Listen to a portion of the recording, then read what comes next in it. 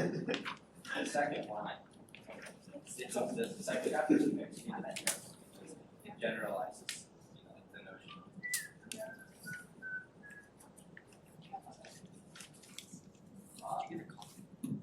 Book. What? Set theory. Oh, this is not the set theory. Oh.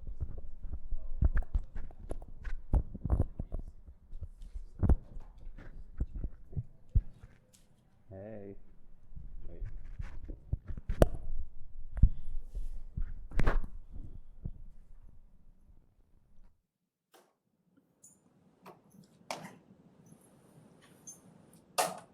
Good morning, everyone.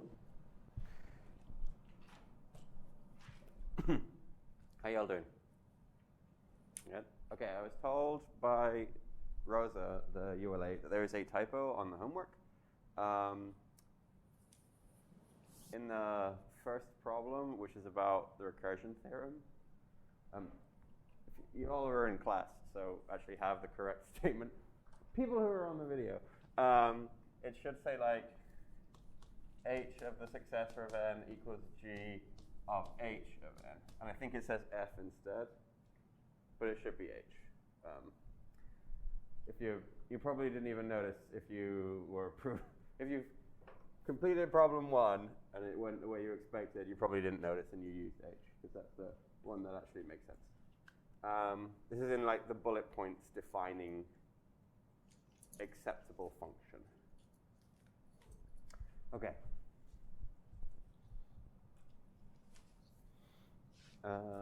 What else do I want to talk about? Math, maybe? Yeah. Let's talk about math.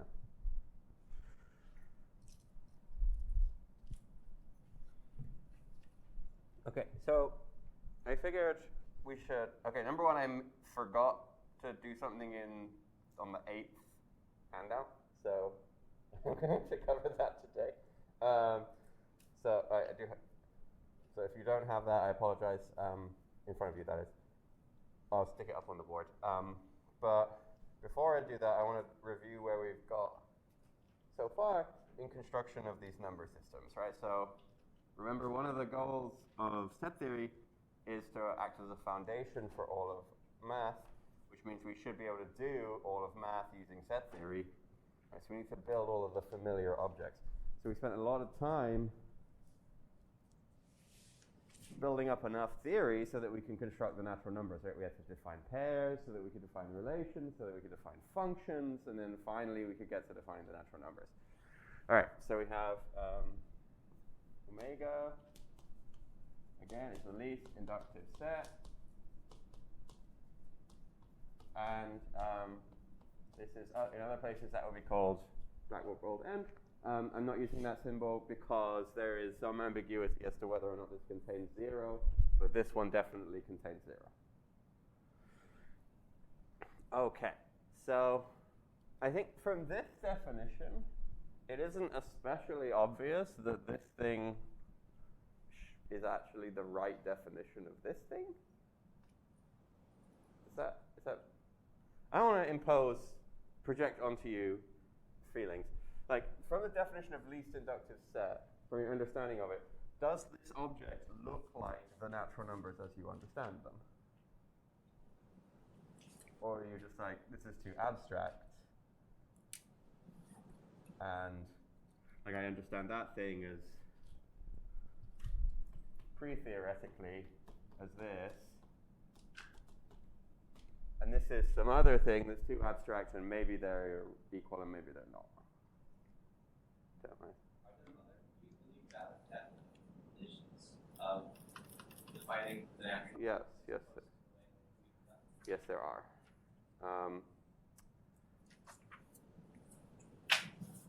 So, like, we won't do them in this class, but all you need, as it were, is an infinite list of things where you've got a notion of +1. Like, you need a starting point, right, 0, and then you need to be able to add 1. You need to keep going forever. So, as anticipated my next point, which is the reason that I think this works is because it satisfies, it's something that the book calls a Peano system. So let me just tell you what those are. So it's capital P, Peano system is a set, I'll use script n. I'm quite proud of my script n's, I think they're pretty good. So there you go. Script n with an element e and a function, sorry, spell that word, function, how's it denoted? S.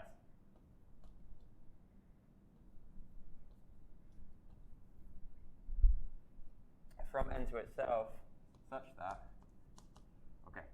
So the idea of a Peano system is it's something that looks like the natural number structurally. So n is going to be our sort of set of natural numbers, e is going to be our 0, and s is going to be plus 1. That's the idea. Okay, so I can axiomatize like certain properties of the natural numbers and 0 and plus more abstractly. So number one is that 0 is not the successor of anything, right? It's the first thing. Like -1 is not in the natural numbers. 0 is not anything plus 1. Okay, so such that 0 is not in the range of the successor function.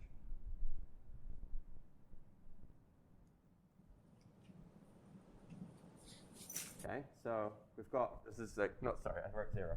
E, right, the thing that's acting as 0 is not in the range of the successor function. Okay, the second thing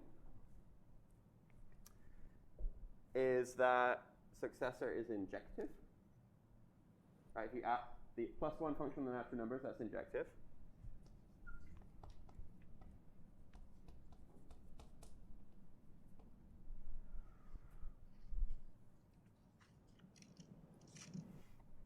Okay, so actually these two axioms by themselves already tell you some stuff about how n and e look.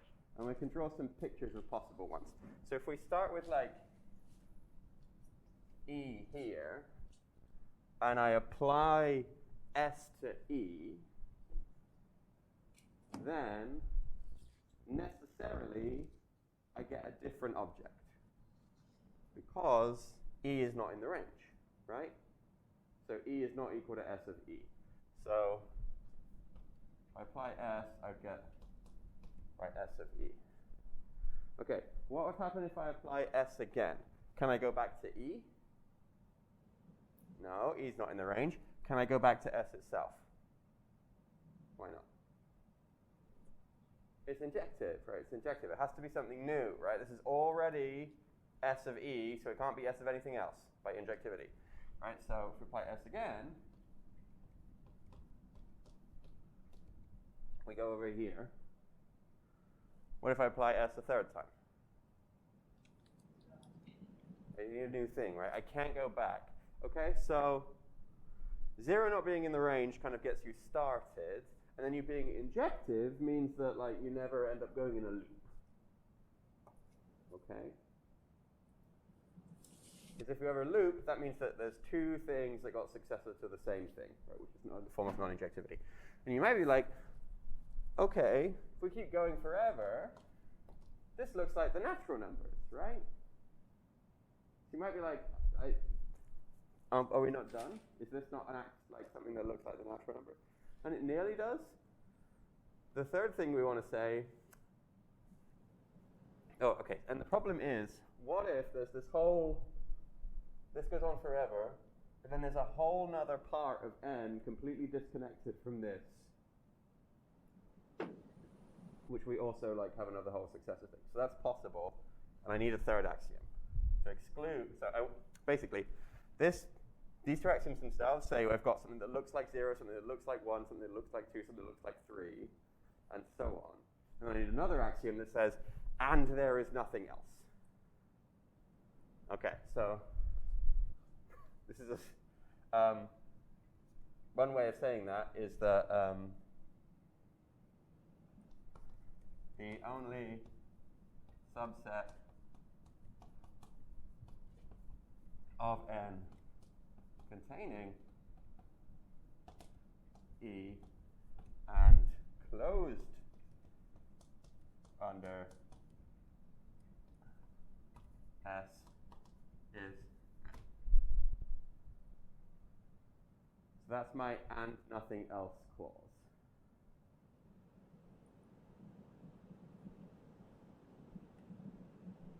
Because, why would this work? The idea is, let's suppose there was a bunch of extra crap. Well, take the subset consisting of E and its successor and its double successor and its triple successor and so on, right? If there was extra crap, that's a proper subset, right? It's it's a subset not equal. But it contains E and it's closed under S, right? So it contradicts this axiom. Okay, so this is and nothing else. Okay, this bears some resemblance to least inductive, right? Like this is inductive here. You contain 0, you're closed under successor, and this is the least one. Okay, so this is a more abstract way of thinking about the natural numbers. And anything that looks like this could stand in for the natural numbers. Okay? So, remember like the first set theoretical definition of the natural numbers was 0 is the empty set, and then n plus 1 is just the set containing n. And we decided not to use that because when we use this, it's more convenient. But that would work too, right? Because there, E is the empty set, and our successor operation is just create the singleton of the previous one, right? And then that would be a Peano system, and it looks like the natural numbers. Okay, so it's a theorem of our set theory that all Peano systems are isomorphic, meaning there is a bijection between them that preserves the least element and the successor function.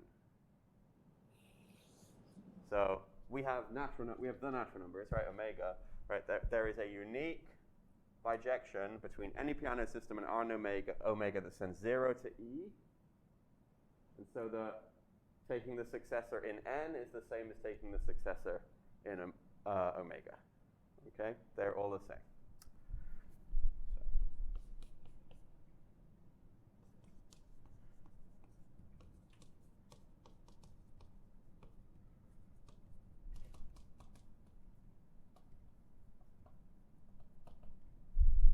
Okay? So this theorem here should be the thing that convinces you that omega can work as the natural numbers. Because anything that looks like the natural numbers certainly has to look like this, right? It has to be a Peano system at least. This is true of the natural numbers as we understand them theoretically, right? Or pre-theoretically.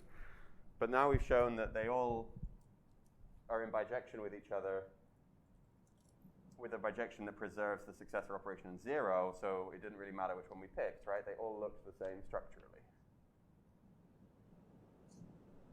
So it would be like choosing a different pairing convention, right? It still satisfies the characteristic property of pairs. But it's still, everything will still work, right? So similarly, it doesn't really matter what you choose to be your natural numbers as long as it satisfies this stuff. It will still do everything that the rest of them do.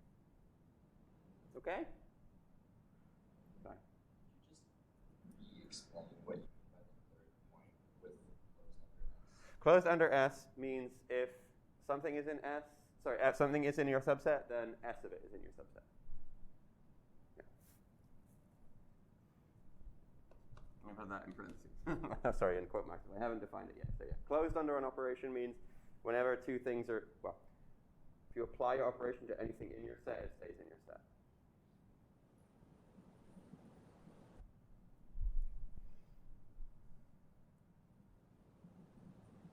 Okay. So there's plenty of other things we could have chosen to represent the natural numbers, but they all look the same.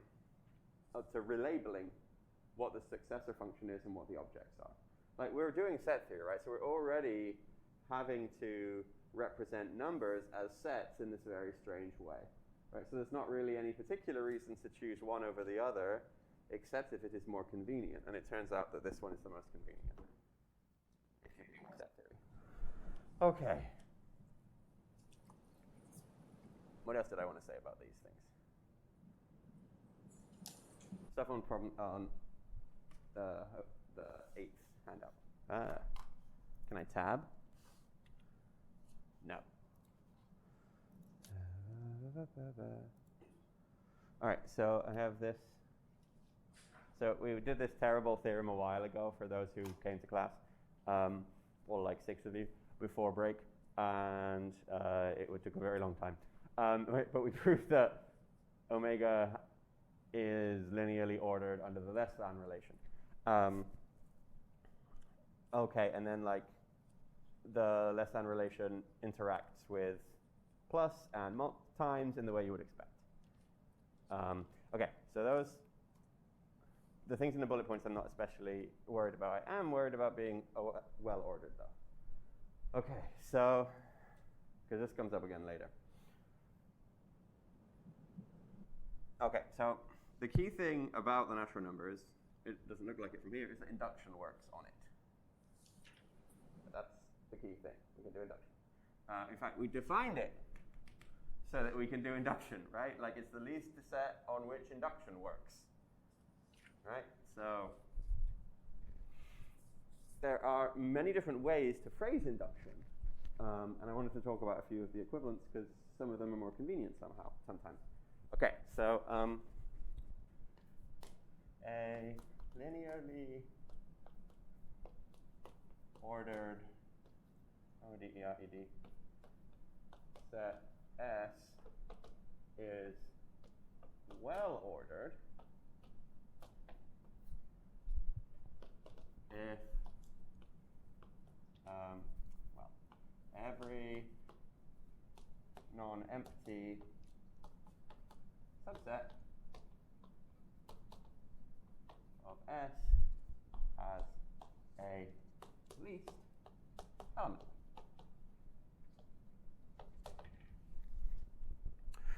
Okay, so this is the definition of a phrase well ordered, right? So, yeah, a linearly ordered set is well ordered if every non-empty subset has a least element.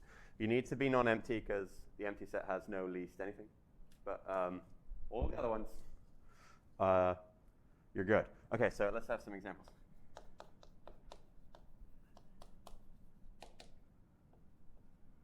Omega is well ordered. So that's true in a formal sense, we could prove, but also to think about the natural numbers as you understand them outside of the class, collect some of them, there is a least, right? There is a least. About all integers greater than -100. That's also well ordered. A collection of integers, and I know they're all greater than -100, there must be at least one. Conversely, Z is not well ordered.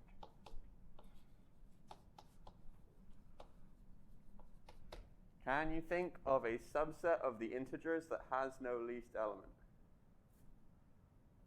Lots of people tell me. The whole integers, right? Z itself has no least element, right? So it's not well ordered. But let's say I take Z and now I add a negative infinity at the bottom. So I've got like a copy of the order theoretically. It looks like a copy of the natural number. Sorry, a copy of the integers, and then you've got a least element now right at the bottom. Can you think of a new subset that has no least element?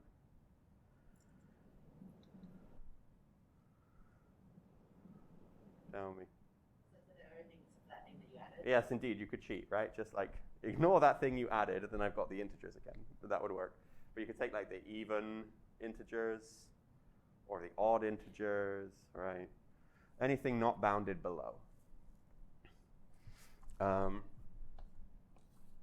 How about the rationals? Do we think the rationals is well ordered?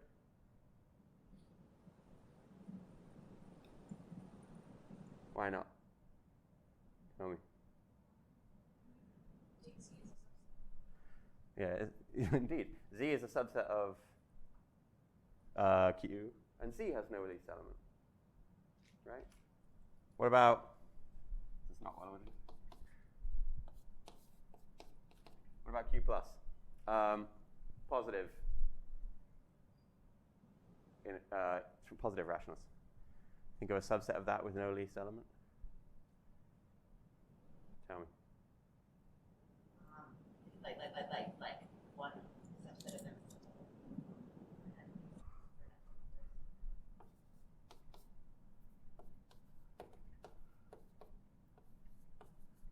Yeah, right. The reciprocals of the integers. They're all positive, right? But there's no least one. Right? Because a half is less than 1, a third is less than a half, a quarter is less than a third, and so on and so on and so on. No least. Right, so none of these. N though, omega. Okay, so it's the theorem that omega is well ordered, and that theorem is basically a restatement of induction. Right, so induction says if 0 satisfies a property, and whenever n satisfies a property, n plus 1 satisfies the property, then everything satisfies the property. Right? That's what it says. Another way of saying that is that there are no counterexamples to the property, right? Which is a kind of a strange rephrasing, but it is equivalent. And the reason that well-ordered and induction are equivalent is because if you collect together the set of counterexamples, then induction shows that that set is empty. Right? Because 0 is not in it, because you explicitly prove 0 has the property. And you prove if n has the property, which is not in the set, then n plus 1 is not in the set. Right? So it has no least element, because in using induction, you exclude them all one by one. So being well-ordered and having induction, they go hand in hand. There's another rephrasing of it. I don't want to prove that because I'm tired. But it is by induction. And a third one is called the strong induction principle. Put that more in the middle. Aha.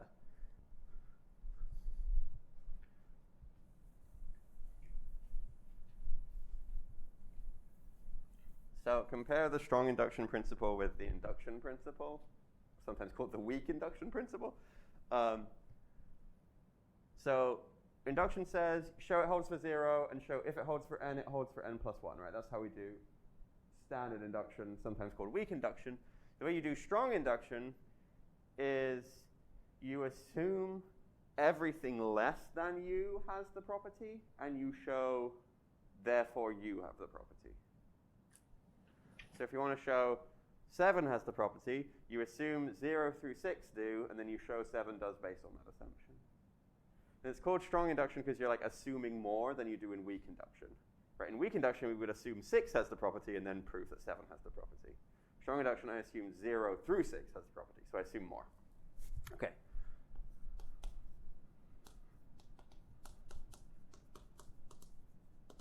So, how did I phrase that? Okay, yeah. So if we have a subset of omega such that, God, it's so hard to phrase this. Such that if for every n in omega, if all m less than n are in, what do I call it, A,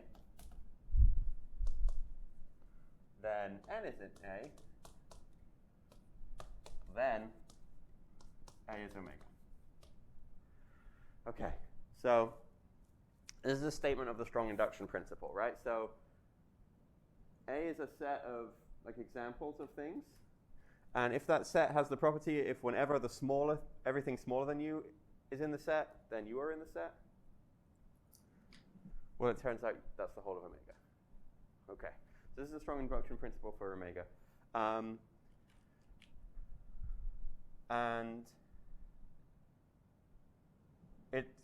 so it's called strong induction because it looks like it's a stronger assumption, but strong induction and weak induction are actually equivalent. You can prove both, one from the other. Just sometimes it is more convenient to prove something by strong induction than it is by weak induction. Right? Like sometimes you're doing some manipulations and you don't want to imply the induction hypothesis to n. You want to imply it to like n minus 2. And so in those cases, you would use strong induction instead. It's the same. And the funny thing about this is that it looks like I'm kind of skipping the base case here, right?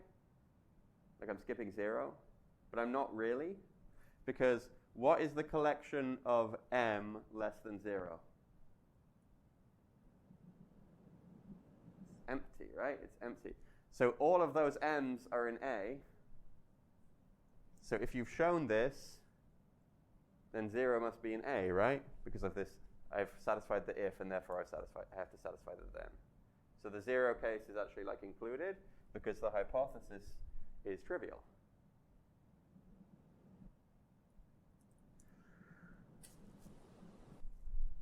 All right. Whew. Induction. What a world. Can I just tab? No. No. Oh, curses. All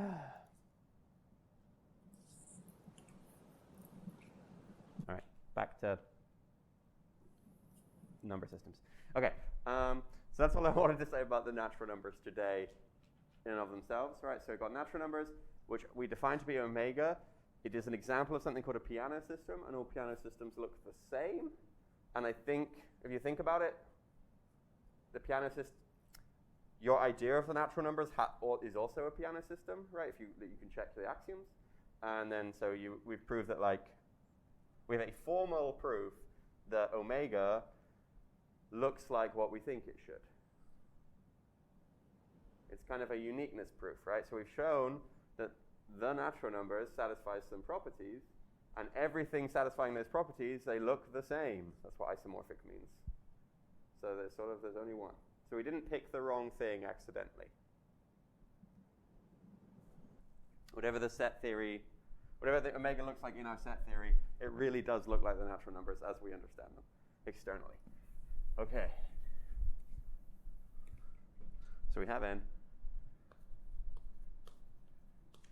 Omega. Okay, now from omega, we built z, right? We built the integers.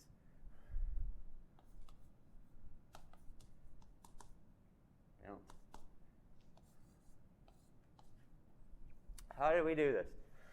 Okay, so formally speaking, we took all pairs of natural numbers and we identified certain of them via an equivalence relation, and then we took the quotient.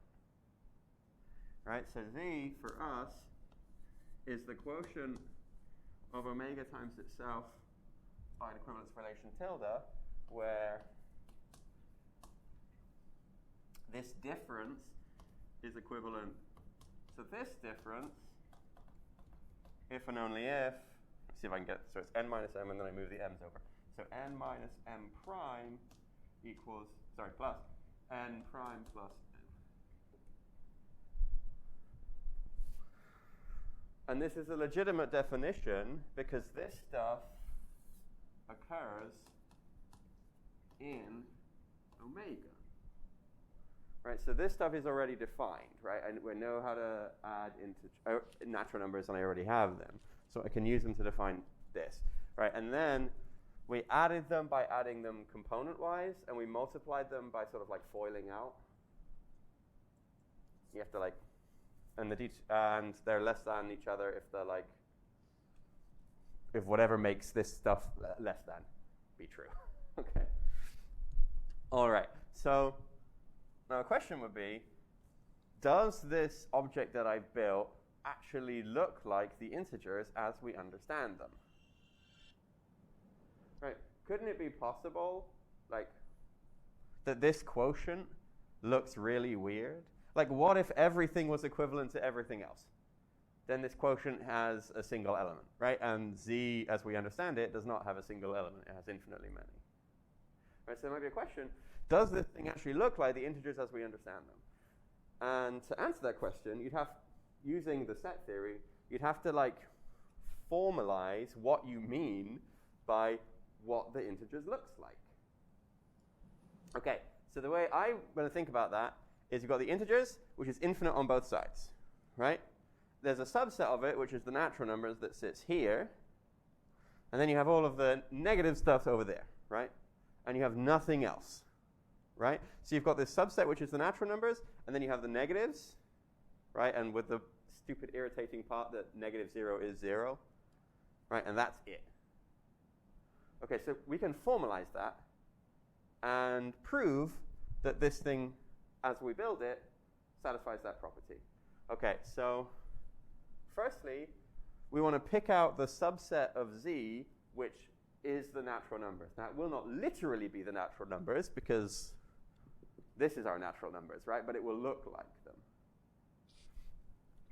So the formal way of doing that is called an embedding, rather than as a subset. You embed as a subset. So given a natural, what is its representative in the integers? Right, so if this is 6 in the naturals, what represents 6 in our integers? Tell me. Yeah, right? N0. And in fact, the equivalence class of N0, right? So 6, 0, we were trying to interpret that as 6 minus 0, which should be 6. Okay, so given n and omega, we send it to the equivalence class of N0. So everything that looks, the image of this map here is the integers version of the natural numbers. Right? So the image of this map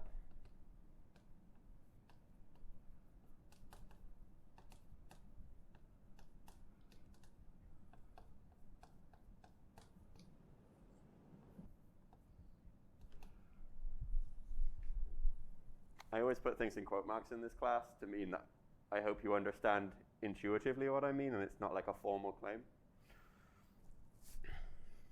All right, so there's a little theorem.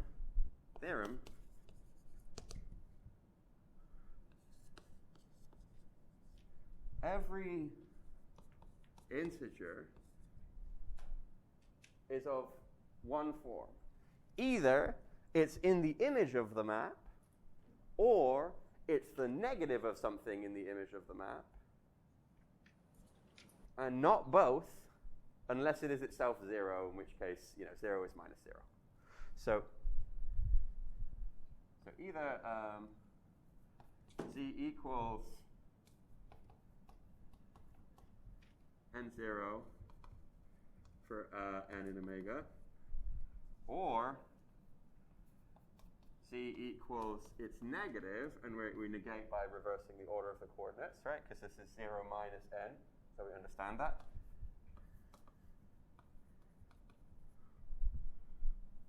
And it is both if and only if z is the equivalence class of 0, 0.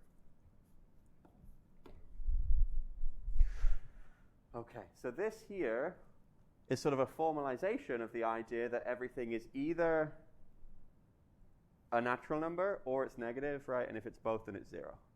I guess one more thing that we should prove, which is that this map is an injection. Right, I don't want two positive natural numbers to be glued together. So this is injection. I forgot that part. Okay, so what this tells you is, if you believe that omega looks like the natural numbers, then z looks like you've taken two copies of it and turned one of them around and stuck them together. that make sense? I don't know. Right, so this, often when we're doing, like we're trying to define things that we understand pre-theoretically. What have I done? Why have you forsaken me? There we are. I don't know, put it there. Yeah, so when we're trying to define stuff that we understand pre-theoretically, we have to formalize what our pre-theoretical notion is, and that can be kind of difficult because it's pre-theoretical, right? But if you can do so, then you can start proving theorems, right? So this thing really does look like the integers, right? So you have something that looks like a copy of the natural numbers. It's not literally omega, but it is isomorphic, if you want to use the correct term, or there's an embedding of one into the other. And everything else is the negative of something from before. Okay. Does this make this seem less intimidating? I don't know. It's a complicated construction, right? I am not going to prove this theorem, but it is true. And there's a similar theorem for Q, right? Because we built the rationals out of the integers.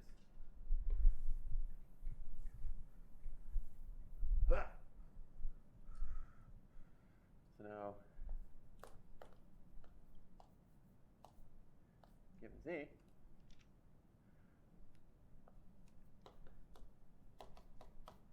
we build, let's be consistent with the board.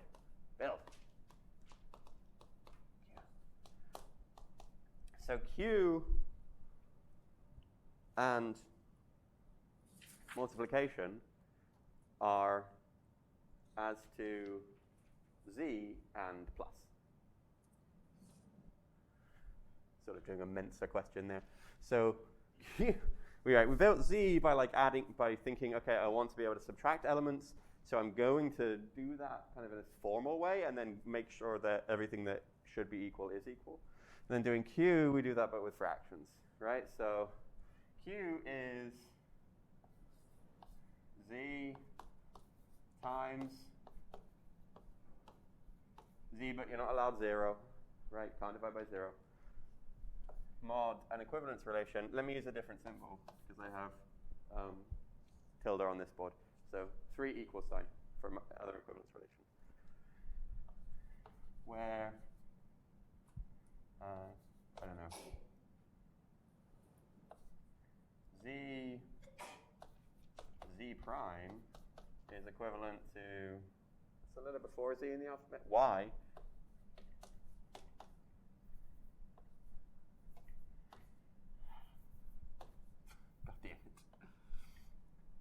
I was really mad with myself when I was grading your midterms because I kept having to write \Langle, blah, blah, blah, \Wrangle to get, instead of just using parentheses. And I was like, why didn't I just use parentheses for the pairing convention? I just expect you to keep up. I was so mad at myself. It took forever. Like, I don't have my macros in Gradescope. Anyway, these two things are equivalent if and only if the cross products are equal. Right, before we had the cross sums, right now we have cross products. And right, this thing here, of course, occurs in Z, right, which is already constructed. All right, now similarly, there is an embedding of Z into Q. So what's a very simple fractional representative of an integer? Tell me. Yeah, over 1, right? So we map Z in the integers to the equivalence class of Z1. Technically, right, this is the equivalence class under the 3 equal signs equivalence relation, not the tilde equivalence relation from before. Okay, so one could prove that this is an injection, and everything that is not in this is a quotient of two things of this form. Right? So It is not true of the rationals that everything is either an integer or 1 over an integer, right? Because like 2/3 exists. But, right, it is a fraction of 2 integers, right? So there is a theorem that says this looks like what you think it does. And it is harder to say what that theorem is because it's harder to define what you think it does is correctly for z. No, sorry, for q, because q is more complicated. There are even more theorems about q, actually, because the order relation on q has a property called density, right? Between any two rationals, there's another rational. And that's not true of the natural numbers or of z, right? Because between 1 and 2, there is no natural / integer between 1 and 2. And the other thing, what else does q satisfy? Q has no greatest element and no least element, right? It's unbounded. And you can show that there's only one linear order which is countable with that property up to isomorphism, right? So Q has this property. You show that what we build has this property, so it actually looks like Q from an order theoretic perspective. And if their orders look the same, then you're sort of done. You pick something to represent 0, you pick something to represent 1, and then you define plus and times to make everything work out. Okay. Phew. So that was mostly review. I realize there's a clock on this, so I don't need you anymore. It's break time. Let's take a break. Yes, indeed. Or do you just leave it and watch it? Would you like to see the evidence of the fact that I don't think my Or the white outline? Yeah, it's Oh, wow. That's a stream. yes. Nothing, I didn't have I used to watch it all the time, and my watch broke, and I bought a new one, and the strap broke the skin off one of the users. That's fine. Yes, Steve. And so I should get the strap replaced, but yeah. You too. Yeah, I know.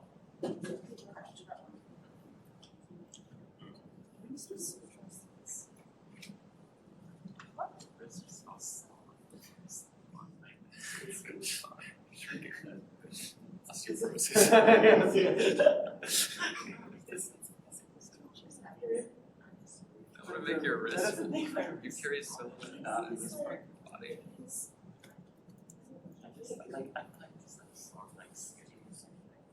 You ever resort We do have to consider shrinking into nothingness?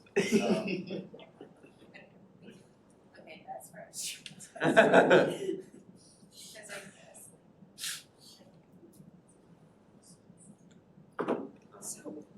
Then you're speaking to You're making me stupid.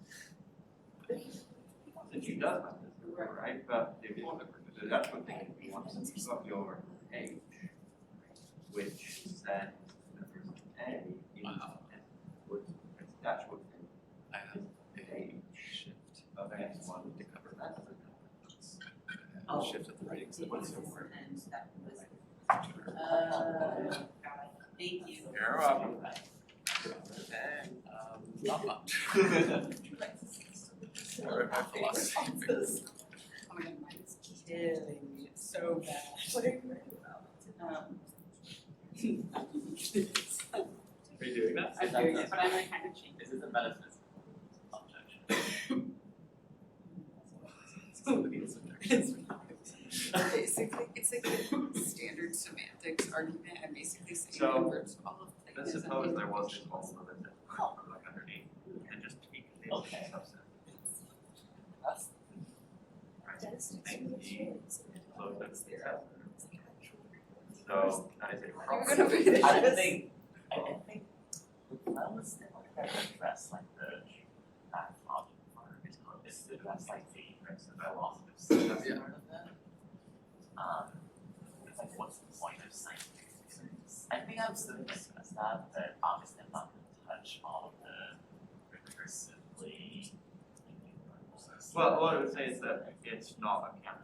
So certainly there are structures, It's a, like what you're I think saying. he's actually Um, here. like, this is just the last thing on my priority list for this week, because I have a feeling And over it's not. here, we just have a whole nother branch, and in fact, because, This and like actually, it's go infinitely in both ways. which is like unfortunately Right. But the idea would just be, so Right. this, you have your D. So you can generate something that looks like +1, but I glanced over this thing, the form. this set here is closed, contains E and is closed under this set. And it's not the whole thing, right? It avoids this second branch.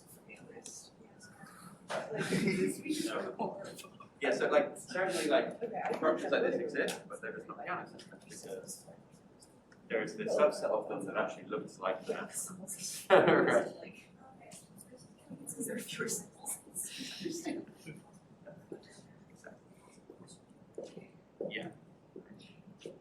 Yeah, so like saying and nothing else is kind of difficult. Right, like it's such a, it's like, I'm waiting, you wanna go get a thing of but Central? our hack is to just say, I'm going to. yeah, Not if you are contain E and you're close under the set, then yeah. Yeah.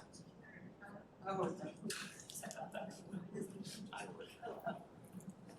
So the key thing is that inductive, if you take this and translate it to being inductive, then E is instant and S is the success operation, right? And the least inductive set, by definition, message last night. must be closed under, is itself inductive, right? So, if there was any subset of it that was inductive, It's like, least I feel like it's like that's like that's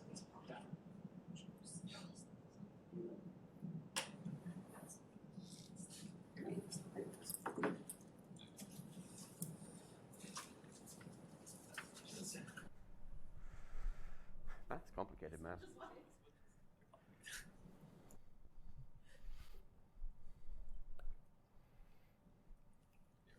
right now.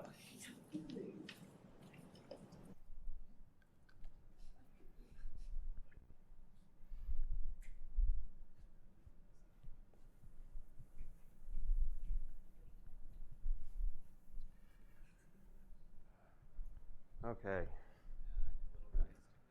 Ah.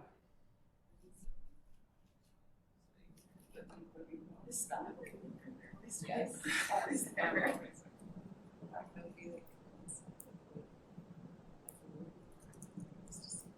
Okay. Let's wait for that conversation to end.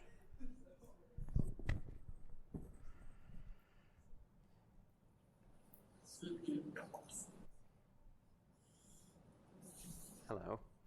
It's okay. I was just wondering how long it would take. All right, so you want to talk about the reals now? Yeah, we love it. So, all right, we went from omega to z, and from that we went to q, and what did we do? We added negatives, and then we added fractions. Now, here's the problem. What do we need to add to get to the reals? Tell me. We do indeed. We need to add irrationals. And how do we characterize irrational numbers? The definition of irrational that you're used to is not rational. Right? So we need to go from Q to R by adding all of the things in R which are not in Q. And like, well, yes, that is true, but it doesn't help us get us off the ground. Okay, so why this is hard is because irrationals do not arise as like inverses to an operation, right? We could add negatives because they are the inverses of adding, and we could add fractions because they are the inverses of multiplication. But there's no operation whose inverses give us irrationals, right? And it's actually quite hard to think, like, what do I actually need to add my rationals. And if you, let's imagine if you were like trying to do this as a human being who doesn't already know the answer, what you'd probably look at is say, okay, what are some things that I know about R that fail for Q? What are some theorems? And for that, you might go back to like calculus or analysis. And you'd be like, there's a theorem that is true of R but not of Q is like the intermediate value theorem, mean value theorem, extreme values theorem, things like that. And the things that make those work are limits. Okay? So the thing that R has, which Q does not, is limits. Right? So there are sequences of elements of Q that get arbitrarily close to one another, whose limiting value is not itself in Q. Right? For instance, the sequence 3, 3.1, 3.14, 3.141, see where it's going? Right? Its limiting value is pi, right, which is not in Q. That doesn't happen in R, right? R contains its limits, right? We say it's complete. So what we want to do is add limits somehow, okay? And there's a few ways to do that. Number one is using decimals. So rational number, I mean, it's very irritating that rational numbers can have infinite repeating decimals, right? That's annoying, but it is true. What we'd want to allow to get to R if we use decimals is infinite non-repeating decimals, right? And we could do that. That would be fine. We'd have to worry about trailing nines. And we'd have to wonder, is it important that we chose base 10, right? This is decimal system for base 10. Should we have chosen binary? Would it be easier? Would it matter? Right? Those are things you might worry about. So a slightly more sophisticated attempt is to take Cauchy sequences. If you've taken analysis, you know what a Cauchy sequence is. A Cauchy sequence is a sequence whose elements get really close to one another. This is an example of a Cauchy sequence, right? You can make its elements, the elements of the sequence, arbitrarily close by looking far enough down the sequence.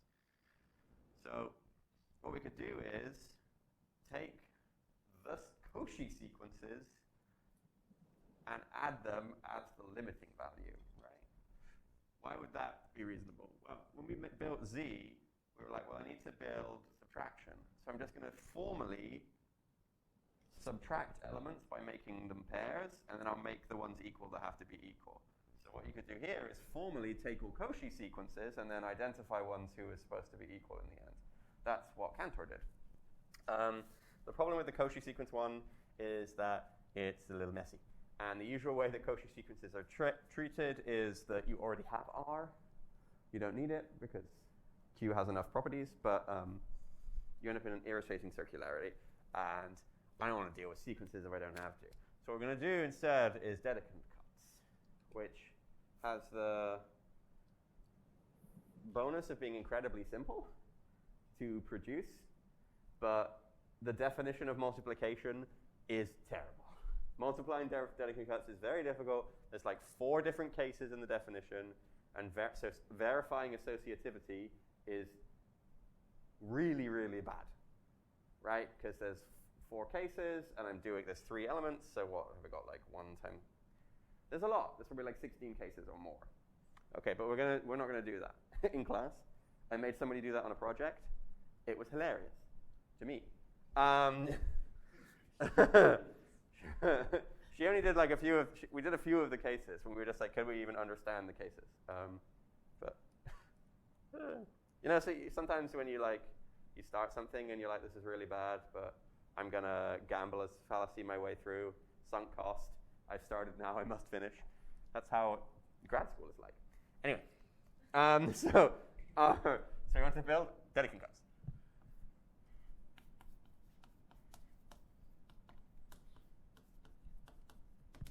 And I've somewhat simplified my presentation of Dedekind cuts from last time. Okay, so a Dedekind cut once I saw, I'll explain and then I'll tell you the story. Actually, okay, so a Dedekind cut, so a set, or a subset I should say, a subset X of the rationals is a Dedekind cut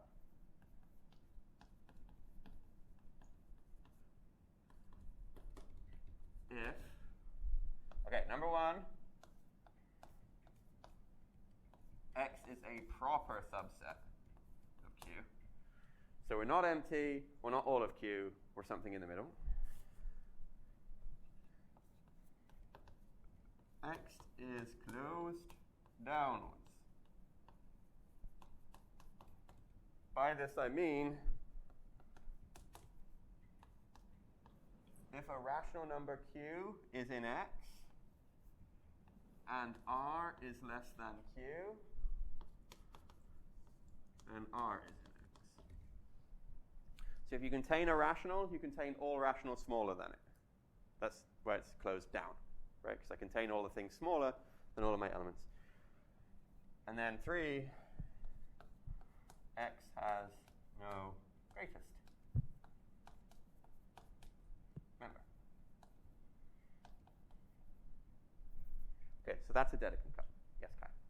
Don't the second and first ones contradict each other? Because would it not have to contain the empty set because it's 0? It doesn't say it doesn't contain the empty set. I say the 0 is not a subset. It is a 0 is a proper subset. Subset and element aren't the same. So this is just a way of saying that X is not empty. Okay, and then R is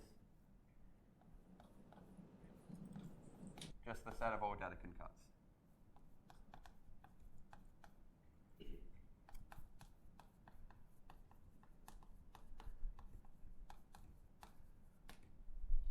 Okay, see what I mean? Quick, right? No equivalence relations, nothing of that like. So this construction actually seems, to me, simpler than the ones we did before. Let's look at some examples of subsets of Q and let's decide whether they're Dedekind cuts.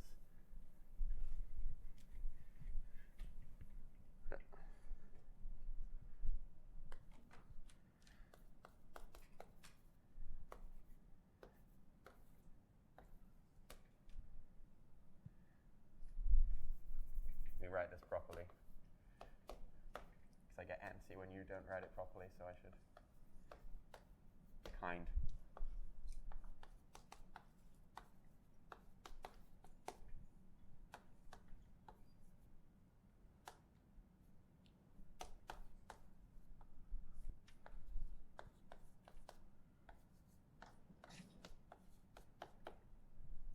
All right, so here are 3 subsets of the rational numbers, right? So I've got all the rationals strictly less than 0, or the rationals strictly less than or equal to 0, and then I've got the integers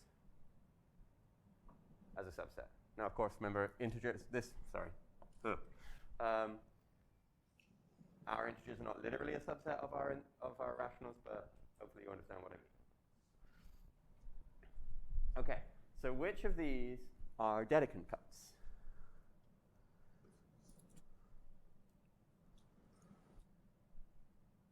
So we can go through one by one. The first one. Okay, so they're all non-empty, right? And they're all subsets of Q, which don't contain everything, right? So they're all non-empty, but they're not everything. So they all satisfy the first bullet point. Okay, so number 1, is it closed downward? Yes, it is, right? So if you contain something is in here, then it is less than 0. And anything else less than it is less by 0 by transitivity, so it's in the set. And does it have a greatest member?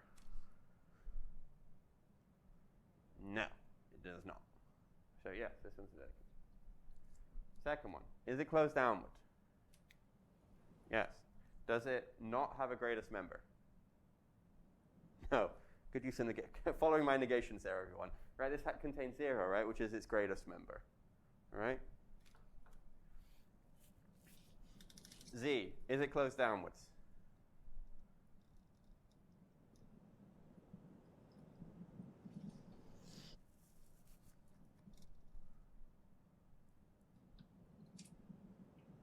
I've had some shaking of heads, which then turned into like confused squinting. All right, so take a member of Z. Is it true that every rational, importantly, every rational less than Z is in that set? No, right? Because a half is not in there, right? Even though a half is less than 1. So this one's not closed downwards. It's unbounded below, which is why it's somewhat confusing. That does not mean it's closed downwards. I need to contain everything less than, not some stuff less than. Okay, so now here's the story about Dedekind cuts. There is a textbook where someone tried to explain Dedekind cuts, and their way to explain it is with a picture. In the picture, it has a number line like this, and then it has like some scissors. I'll do my best scissor drawing. I'm not much of an artist, as you can perhaps guess. This is not bad for me. Okay, here's your scissors. Okay, so like, oh, it's a Dedekind cut. We've got the number line, and we snip it, and then this stuff is your Dedekind cut, right? The stuff to the left. It's like, okay, but that picture is not explaining enough. So we do this situation, like the zooming in, and it just zooms in on the scissors. And this is considered an explanation. Like, I don't get it. Right, you're like, you didn't understand now? Now you understand, you idiot. No, like, very strange. Anyway, so the idea of the Dedekind cut is that it represents the number which is its supremum. Now, supremum is a fancy word. This one here represents 0, because 0 is the least number, real, greater than or equal to everything in here. In fact, strictly greater than. Let's have another one.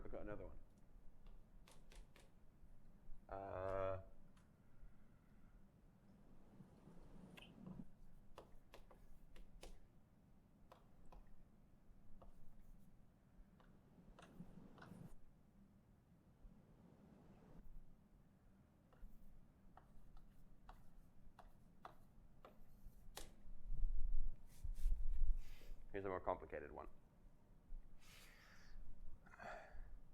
Okay, so I've got all rationals, which are either 0, because I have to add them, or whose square is less than 2. Okay, so this is a Dedekind cut. Let's work out why. Number 1, is this empty? Now it is not. What is an element of it? 1. Yes, isn't one is an element of this set. Is this all of Q? No. What is something that's not in it? 5, right? 5 squared is 25.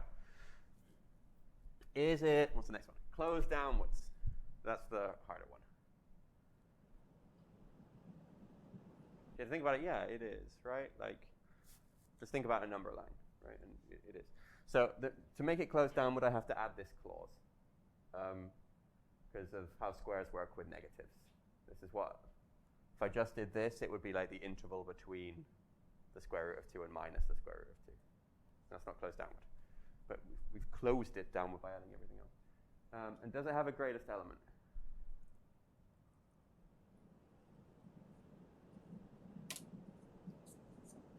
No, it doesn't. It doesn't because of the strict less than, right?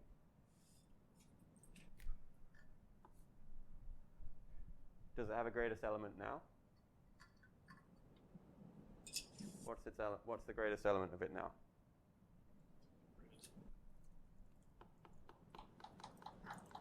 Tricked ya! Ha! Wrecked. Still no greatest element because the square root of 2 is not rational, right? That's the trick, right? Yeah, so, yeah, so, I mean, I'm going to use the strict less thans always anyway because you can. But you don't have to use them if the number you're defining is irrational. Okay, so this thing here is going to be our square root of 2. So a real for us is going to be represented by the set of all rational numbers strictly less than it.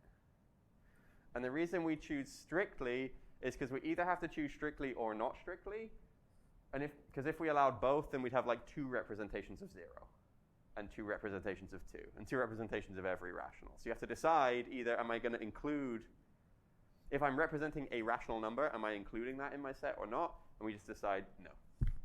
Let's not, because I can't include it when it's irrational, and so now the cases are consistent. So that's why this third case is here. It's just so each rational has a unique representative rather than 2. Okay. So there we go. We've got the reals now. And the TLDR of is a real is represented by the set of rationals less than.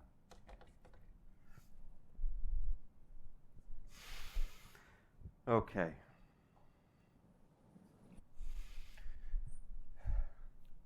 So this is, now here's the thing. So we formally, I've now added pi, right?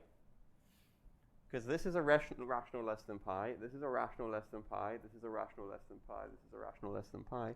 You keep going, collect them all together, and then also collecting everything else below them so that it's closed downward. I will have a Dedekind cut. And that Dedekind cut will be pi for us. Okay? So it's as always in set theory, it's a very artificial definition of the object, right? It's like, this is very strange. But it's adequate. And by adequate, I mean, if you can work out something you want to be true of the reals, you can prove it about this. What are we doing on time? Got 10 minutes, easy peasy. So let me talk about adding and comparing and subtracting.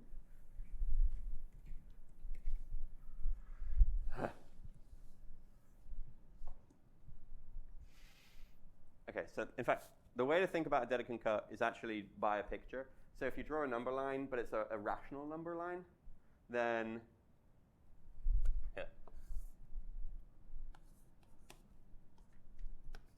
it looks like this because it's dense, right? Like between any 2 rationals, there's another rational.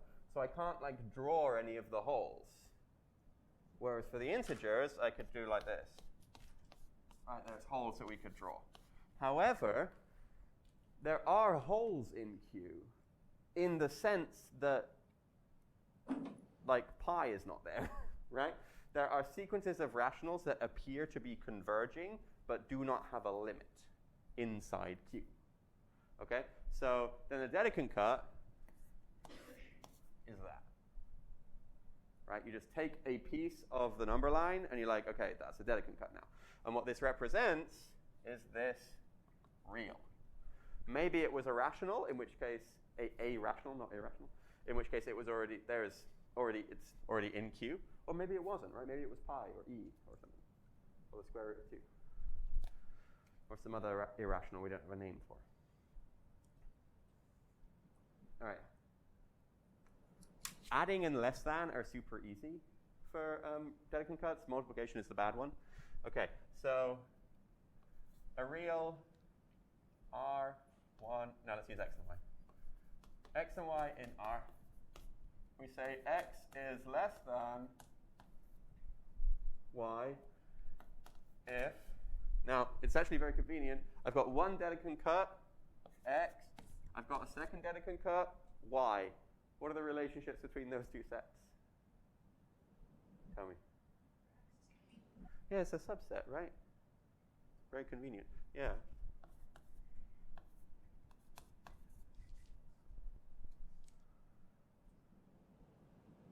So we have a very simple definition of less than because all rationals less than a bigger number contains as a subset all rationals less than a smaller number. Okay. Adding is also relatively easy. So if I've got all of the rationals less than x and I've got all of the rationals less than y, how can I describe all of the rationals less than x plus y? You have to think about your inequalities. If q is less than x and r is less than y, what's a convenient rational less than x plus y? Well, r plus q. Right, so this is the set of all r plus q, where r is in x, and y, not y, q is in y. So the convenient thing is, if you add two rationals less than some numbers, then they're less than their sum. And also, but also you get arbitrarily close, okay? So I can pick rationals as close to x and y as I like, and then their sum will be as close to x plus y as I like. There's a stuff about like algebra of limits argument there, right? This is the limit of the sum is the sum of the limits. Right? This is a kind of a formal analog of that. In fact, we're defining plus so that the limit of the sum is the sum of the limits, right? Like, that's the definition. Okay. The problem with the multiplication one is you want to say, like, it's the set of r times q, where r is less than r and q is less than q, right? And that nearly works. The problem is negative numbers. Right, if you have x is 1 and y is 2, and you choose r and y are both negative 10, then their product is now 100, which is too big. Okay, so what you have to do is worry about that case.